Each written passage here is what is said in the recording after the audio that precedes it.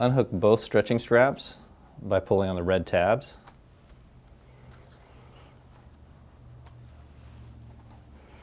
Move the back section out of your way.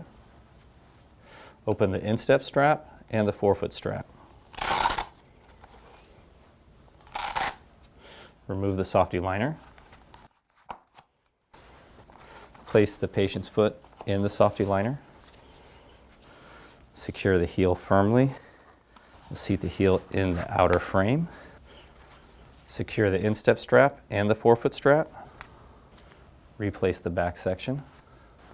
Attach both buckles. Adjust your stretching strap to achieve a mild stretch. Unbuckle your stretching straps again by pulling on the red tab. Feed the excess strap through the tri-slide.